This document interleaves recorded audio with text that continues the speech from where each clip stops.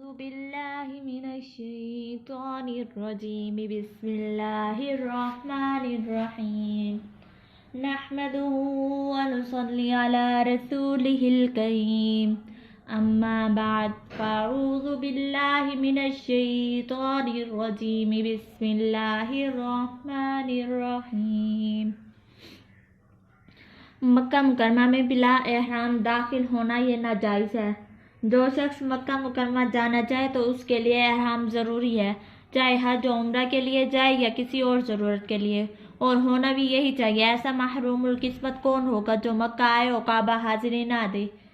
قول احناف عند الاحناف جو آفاقی کسی کام کے لیے مکہ مکرمہ جانا چاہے تو اس کے لیے احرام ضروری ہے، اور مالکیہ کے اور حنابلہ کے نزدیک حاجت غیر متقررہ کے لیے بغیر احرام جانا منع ہے، اور بار بار پیش آنے والے کام کے لیے احرام کے بغیر میقات سے جا سکتے ہیں۔ اور قول شوافی ان کے نزدیک احرام اس شخص کے لیے ضروری ہے جو حج یا عمرہ کے لیے جا رہا ہو۔ جو شخص اپنے کسی دوسرے کام کے لیے جا رہا ہو تو وہ بغیر احرام کے میقات سے گزر سکتا ہے، چاہے حاجت مقررہ ہو یا غیر متقررہ۔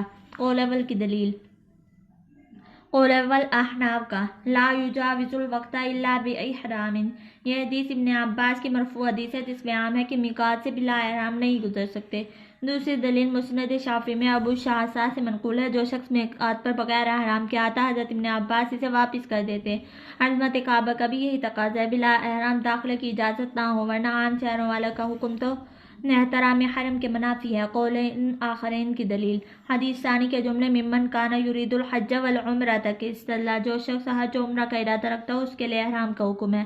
اس کا دوسرا مفہوم یہ ہے کہ جو حج و عمرہ کا ارادہ نہ رکھتا ہو تو اپنے کسی دوسرے کام کے لیے جاتا ہو تو اس کے لیے میقات سے احرام باندھنا ضروری نہیں۔ دوسری دلیل یوم فتح مکہ دخول نفی سے پیش کی گئی ہے کہ آپ صلی اللہ علیہ وسلم مکہ مکرمہ داخل ہوئے، سر پر سیاہ عمامہ تھا، سر پر خود ہونے کا ذکر اسی سنن نبی داؤد کتاب الجہاد میں آیا ہے کہ یہ بھی احرام کے بغیر داخل ہونے کی دلیل ہے۔ دلیل اول کا جواب حدیث باب کا جواب یہ ہے کہ اس میں حج و عمرہ کرنے والے کے حکم کا بیان ہے کہ اپنی حاجت کے لیے جانے والے کے حکم سے حدیث باب ساکت ہے۔ اس کا بیان دوسری حدیث ابن عباس رضی اللہ تعالیٰ عنہما میں صراحت کے ساتھ مذکور ہے، اور دلیل ناطق کے مقابلے میں حدیث ساکت کے مفہوم مخالف سے استدلال مرجوح ہے۔ ہاں کسی صریح روایت میں دلیل پیش فرمائے تو ضرور تسلیم ہوگی۔ دلیل ثانی کا جواب نمبر 1 دوسری دلیل کا ایک جواب یہ ہے کہ حالت جنگ سے حالت امن پر استدلال نہیں ہو سکتا، اور نصوص صریحہ سے یہ بات ثابت ہے کہ حالت جنگ کے احکام جدا ہوتے ہیں۔ دوسرا جواب یہ ہے کہ یہ فاتح مکہ صلی اللہ علیہ وسلم کے لیے ہے کہ کیا آپ سب جاننے والوں کو فاتح مکہ قرار دیتے ہیں۔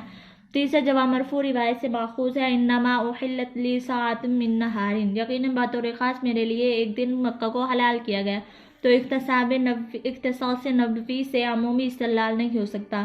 ھذا هو الاوجہی وجوہ ترجیح کے بیان کے لیے وقت اجازت نہیں دے رہا۔ آپ شوق رکھتے ہو تو مذکورہ بالا سطور سے بسہولت سمجھ سکتے ہیں۔ ومن کان دون ذالک، مذکورہ بالا تفصیلات میقات افاقیوں کے لیے تھی جو مواقیت سے باہر رہتے تھے۔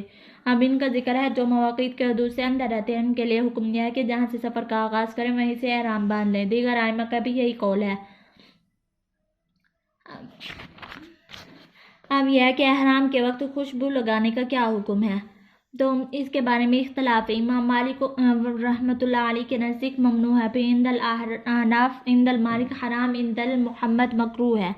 قول ثانی شیخین کے نزدیک بدن میں مباح ہے اور کپڑے میں غیر مباح ہے۔ قول ثالث امام شافعی اور احمد کے نزدیک بدن اور کپڑے دونوں مباح ہے، کہ وہ اغسل عنک اثر المخلوقی کے اکثر احرام سے پہلے خوشبو لگانے کا صریح ذکر ہے۔ حاشیہ میں حضرت عائشہ رضی اللہ تعالیٰ عنہ کا جواب یہ لکھا ہے ثم اغسل قبل الاحرام، احرام سے پہلے غسل فرما لیتے تو اثر ختم، جیسے قول اول کی دلیل میں دھونے کا حکم موجود ہے۔ ولا حلال قبل ان یطوف بالبیت، کہ دراصل حج کے احرام میں آخری مراحل 2 ہوتے ہیں، 10 ذی الحجہ کو رمی قربانیوں اور حلق قصر، 3 کاموں کے بعد احرام کھل جاتا ہے، سب حلال ہو جاتا ہے سوائے ارتفاع زوجہ کہ یہ طواف زیارت کے بعد حلال ہوگا۔ سر کے بالوں کی تلبید یعنی گود وغیرہ سے جوا لینے کا بیان۔ اس کا معنی ہے لیپ کرنا، بالوں پر گوند نما چپکنے والی کوئی ایسی چیز لگانا کہ بال منتشر نہ ہو، اس کو تلبیق کہا جاتا ہے۔ کیونکہ احرام کی حالت میں سر ڈھانپنا منع ہے اور زلفیں ہوں تو منتشر ہونے سے بچانے کے لیے یہ تلبیق اختیار کی جاتی ہے۔ پھر کئی دن کا سفر، موسمی حادثے وغیرہ کی وجہ سے اس کی ضرورت بھی ہوتی تھی۔ نوعیت میں ہلکا پھلکا اختلاف ہے اور نافی نفسی تلبیق ائمہ اربعہ کے نزدیک جائز ہے۔ حافظ ابن حجر کہتے ہیں سنن ابی داؤد کی روایت میں اصل عین کے ساتھ ہم نے ضبط کیا ہے جس کے متن میں وہ موجود ہے۔ اور اب ہے کہ ہدی کا بیان۔ ہر باب کے شروع میں خلاصہ پڑھتے ہیں کہ آج خلاصی پاتے ہیں، کچھ پڑھ بھی لیتے ہیں۔ یہاں سے 7 ابواب ہدی کے متعلق ہے جن کی اب صورت نہ ہونے کے برابر ہے، کیونکہ عازم حج و عمرہ کو اپنا ٹکٹ خریدنا پڑتا ہے۔ مقامیوں کے لیے ممکن ہے، بس اب یہی معمول و مقبول ہو گیا ہے کہ وہیں قربانی کا بندوبست ہوتا ہے، چاہے جس نوعیت کا بھی ہو۔ اب آفاقی اپنے وطن سے ہدی ساتھ نہیں لے جاتا۔ بہرصورت حج قران و تمتع میں قربانی ضروری ہے، اس کا اہتمام کرنا چاہیے۔ ہدی وہ جانور ہے جسے محرم حرم لے جائے تاکہ اس کے ذریعے سے اس میں قرب الہی حاصل کرے۔ ہدی کہنے کی وجہ ظاہر ہے کہ اسے جلا کر حرم لے جایا جاتا ہے، جلا کر۔ یعام الحدیبیہ کا واقعہ ہے کہ ابو جہل کا اونٹ غزوہ بدر کے دن غنیمت میں آیا تھا، حدیبیہ آ کر قربان ہوا اور یہ ذبح کرنا لیغیظ بہم ملک کفار کا مظہر تھا۔ آپ نے غور کیا ابو جہل بن نصیم کا اونٹ کتنا خوش نصیب تھا کہ اس کے انجام سے تو اس کے اونٹ کا خاتمہ زیادہ بہتر ہوا۔ بیواب من فضۃ، نکیل چاندی کی تھی، دوسری روایت میں ہے کہ نکیل سونے کی تھی۔ تطبیق یہ ہے کہ ایک طرف چاندی کی تھی، دوسری طرف کا حلقہ جو تھا وہ سونے کا تھا۔ ایسا ممکن بھی ہے، دونوں روایت میں تعارض نہ رہا۔ اب ہے کہ گائے بیل کی ہدی کا بیان۔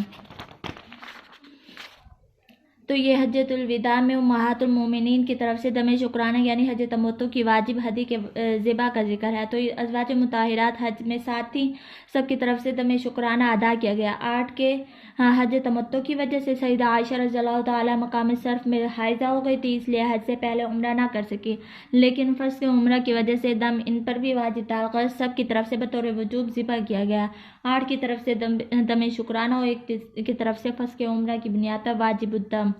اب زیر بحث صحیح مسلم میں حضرت جابر بن عبداللہ رضی اللہ تعالیٰ عنہ کی روایت ہے کہ ذبح کیا نبی کریم صلی اللہ علیہ وسلم نے حضرت عائشہ کی طرف سے 1 گائے اور مجموعہ سے 2 گائے کے ذبح کا ثبوت ہو گیا کہ نتیجہ یہ ہوا کہ 9 کی طرف سے صرف 1 بقرہ ذبح نہیں کی بلکہ 2 فرمائی اور 7 کی طرف سے 1 جیسا۔